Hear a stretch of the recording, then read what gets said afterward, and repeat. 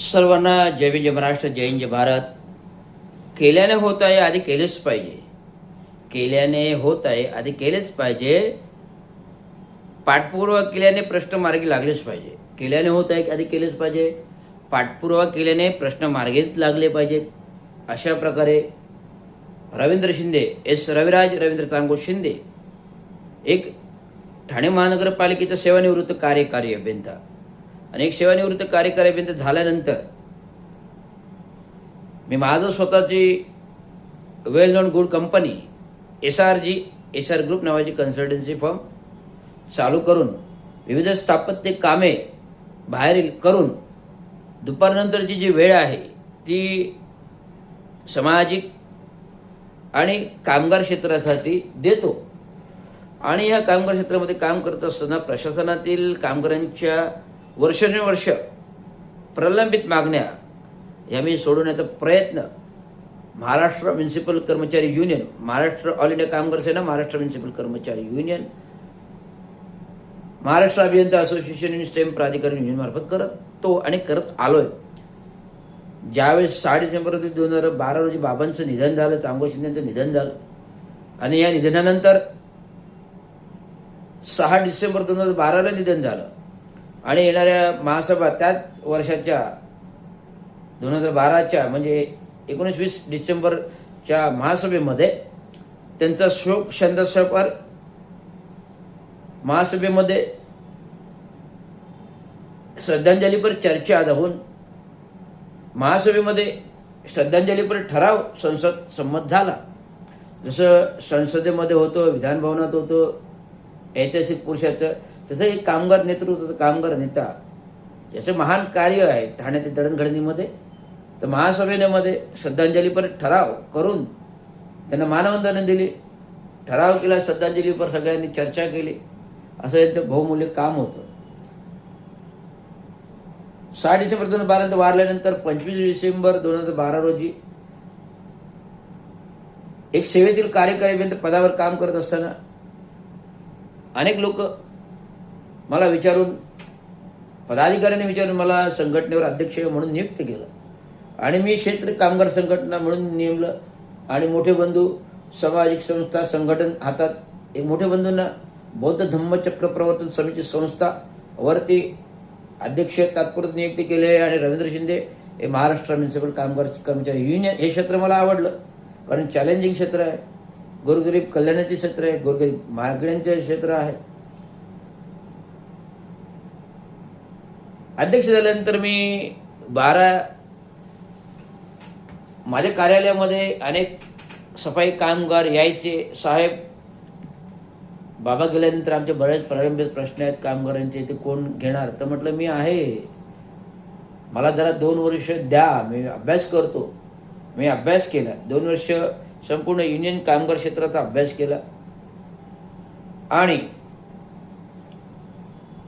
2012ला वडील वाढले ते 73 वर्षाचे होते आणि 2014 मध्ये त्यांची 75 होती. दिवंगत कामगार नेते तांगो शिंदे ज्या 75 मोठा मेळावा घाणेकरमध्ये भरविला आणि महाराष्ट्र म्युनिसिपल कर्मचारी युनियनचं फलकाचं उद्घाटन शिवसेना उपनेते अनंत तरे यांच्या हस्ते केलं. शिवसेना उपनेते अनंत तरे आणि दिवंगत कामगार तांगो शिंदे यांचे छोटा आणि मोठे बंधू याचे सारखे संबंध होते. त्यामुळे हे संबंध करता करता प्रत्येक वेळी जेव्हा ते महापौर झाले, त्रिमहापौर होते आणि तांगो शिंदे यांचे चांगले संबंध होते. ज्या माणसाने वसंतराव डावकर सारख्या दुसरा महापौर बसवला, सतीश प्रधानांचे पहिला महापौर वसंतराव डावकर, दुसरे महापौर बाबांनी निवडून आणले होते आणि दुसऱ्या टर्मच्या सभेमध्ये पहिले महापौर अनंत तरे त्रिभाषिक महापौर झाले. त्यामुळे बहुमूल्य कार्य आणि अनंत तरे आणि तांगो शिंदे यांचे संबंध चांगले होते. कारण ते आग्रे कोळी समाजाचे होते, हे अनुसूचित जाती जमाती समाजाचे होते, म्हणजे दोन्ही मागासवर्गीय समाजाचे होते. त्याने कोळी भवन घडवलं, दिवंगत नेते कामगार संघटनेने बौद्ध विहार घडवलं. त्यामुळे नंतर एक हाती सत्ता त्या काही पहिल्या टर्ममध्ये काँग्रेसची रॅली कारण सगळे महापौर वसणं फाटाफुटी झाली आणि सगळ्यांनी राजीनामे दिले शिवसेनेने. त्यामुळे ते टर्म पूर्ण काँग्रेसचे 4 महापौर झाले, एक शिवसेनेचं होतं. नंतरच्या टर्ममध्ये आनंद तर झाले, नंतर जे अनेक महापौर झाले.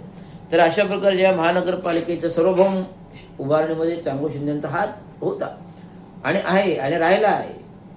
त्यामुळे अशा बहुमंच कार्यात जे दादाजी कोंडे स्टेडियम घडवलं, गडकरी घडवलं, विकासांमध्ये हात आहे, शिवाजी मैदानामध्ये अनेक जयंत्या सभा या असं चालायच्या. आणि अशा प्रकारे भव्य दिव्य काम हे नगरामध्ये असताना मारुतीराव शिंदे त्या काळचे नगराध्यक्ष, चांगू शिंदे सफाई कामगार हेड ऑफ द मुकादम, सतीश प्रधान नगराध्यक्ष, Changu Shinde head of the मुकादम अतिक्रमण विभाग.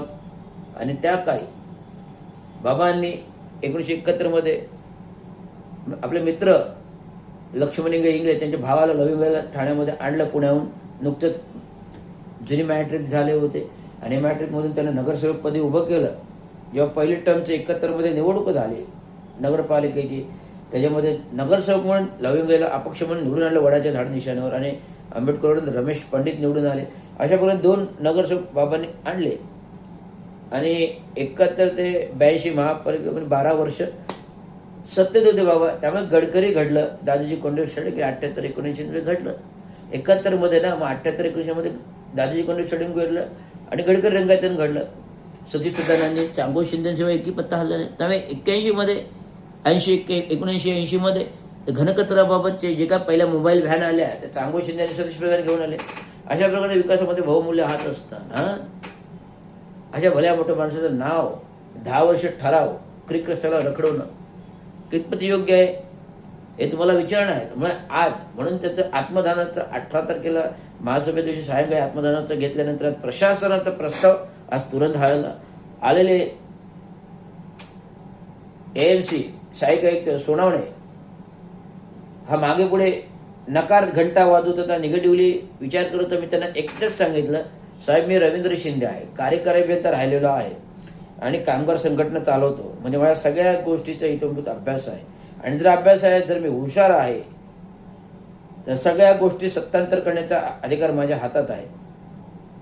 मी महापौरांची भेट घेतली, उपमहापौरांची भेट घेतली. त्या काही 3 महापौरांच्या शिफारस आहेत, मीनाक्षी शिंदे, संजय मोरे, नरेश म्हस्के यांनी शिफारस दिलेली आहे. आणि शिफारस दिलेली असताना तुम्ही गोल्डन गँगच त्यांच्या नावाला विरोध करून ठराव करून प्रलंबित ठेवता. मग 10 वर्ष गेली.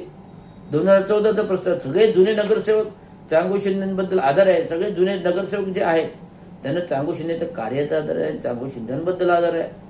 अरे अजून का ठराव होत नाही? कोण आहेत साहेब? तुम्ही लोक जुनी लोक नाही आहेत, त्यामुळे नवीन आलेल्या लोकांना याचं काही माहीत नाही. त्यामुळे मी सातत्याने आत्मधनाचं जेव्हा आंदोलनाचं घेतलं बडगा हातात, तेव्हा कुठे आता प्रपोजल मार्गी लागले. त्यामुळे येणाऱ्या पुढील महासभेमध्ये चांगू शिंदेचा विषय क्रिक रस्त्याला नामकरण देणं असणार आणि राहील हे तुम्हाला सांगतो. त्यामुळे तूर्त जे उद्या होणारं आत्मधनाचं आंदोलनाचा इशारा आहे सायंकाळी, परंतु उद्याच्या महासभेपुढे काय चर्चा होते. महापौरांची उद्या अर्थसंकल्पीय महासभा आहे असं मला समजलं. त्यामुळे उद्याचा अर्थ बजेट आहे, त्यामुळे हा प्रश्न तर मार्गी लागलेला आहे. त्यामुळे उद्याचं आंदोलन तूर्त माझं स्थगित असेल तर पुढील महासभेमध्ये आम्हाला प्रस्ताव येईल. उद्याच्या अर्थसंकल्पीय महासभा आहे. अर्थसंकल्पीय महासभा म्हणजे ठाणे महानगरपालिकेचा अर्थसंकल्प सादर होईल आणि नंतर स्थायी समितीचा अजून गठीत झालेली नाही, सभापती झालेली, त्यामुळे स्थायी समितीमध्ये चर्चा होते, महासभेच्या मध्ये चर्चा होईल आणि नंतर ते बजेट डिक्लेरेशन होईल, बजेट येईल. अशा प्रकारे बजेटचं विवरण होईल आणि मग त्याच्यामध्ये आपला विषय जो आहे तो पुढील महासभेमध्ये येईल. तोपर्यंत मी प्रक्रिया कार्यवाही AMC सहाय्यक आयुक्त यांना सांगितले. कालच अतिरिक्त आयुक्त प्रशांत रोडे यांना मी निवेदन दिलं. ते बोले मी सांगतो करायला. त्यांना आज सुद्धा भेटलो, सांगितलं. उपायुक्त मुख्यालय सांगितलं, ते बोले उमेश बिरारी साहेबांना, उमेश बिरारींना भेटलो, त्यांनी पण सांगितलं आणि AMC स्वतः भेटलो. त्यामुळे तो प्रस्ताव घेऊन आले आणि तो प्रस्ताव आता मार्गी लागलेला आहे. त्यामुळे पुढील महासभेमध्ये दिवंगत कामगार चांगू शिंदेचं नामकरणाचा विषय रस्त्याचा मार्गी लागेल. त्यामुळे हेच मला पाहिजे. अजून बरीच प्रकरणं आहेत, प्रभारी चार्जेस आहेत, ज्यांनी आयुक्तांच्या आदेशाची अवहेलना केली त्याच्यावर जर शिस्तभंगाची कारवाई झाली पाहिजे. मिनल पालंडेवर शिस्तभंगाची कारवाई का नाही होत? जर तिने आयुक्तांच्या आदेशाची अवहेलना केली आणि ज्या दादाजी कोंडे स्टेडियमच्या जिममध्ये सुरक्षा रक्ताना जिम वापरण्यामध्ये बंदी केली, म्हणजे सेवेपासून वंचित ठेवणं हा एक शिस्तभंगाचा गुन्हा आहे. तो मिनल पालंडेंनी केलेला आहे. ज्याला आयुक्तांचे आदेश असूनही जर सुरक्षा रक्षक कर्मचाऱ्यांना सेवेचा फायदा देण्यापासून वंचित ठेवणे हा एक शिस्तभंग कारवाईचा भाग आहे आणि त्या शिस्तभंग कारवाई अंतर्गत मिनल पालन यांना तात्काळ निलंबन करा हा एक माझा विषय आहे. आणि 10, 20, 30 आणि 7व्या वेतनाचं आणि कॉन्ट्रॅक्ट बेसिस कर्मचारी येस आज झालं सक्सेस, विषय झाला सक्सेस. तर अशा प्रकारचे संपूर्ण सक्सेसफुल आज योजना आम्ही कॉन्ट्रॅक्ट बेसिस कर्मचाऱ्यांना सेवेत घेणं, कॉन्ट्रॅक्टर पद्धती ठेकेदारी पद्धती बंद करणं, घनकचरा ठेकेदारी पद्धत बंद करणं. दरवर्षी खत कारखाने खत प्रकल्प नियोजन कोटी 100 कोटी रुपये खर्च होतात. तर कॉन्ट्रॅक्ट बेसिस कर्मचाऱ्यांना सेवेत घेणं, कोविडमधील कर्मचाऱ्यांना सेवेत घेणं, ज्याने ट्रेनिंग घेतलेली आहेत युवा शिक्षक त्यांना पुन्हा सेवेत बोलून कॉन्ट्रॅक्ट बेसिसवर घेणं, या संपूर्ण प्रश्न आहे. हे मार्ग लावल्याशिवाय रवींद्र शिंदे रवींद्र शिंदे धन्यवाद. जय महाराष्ट्र.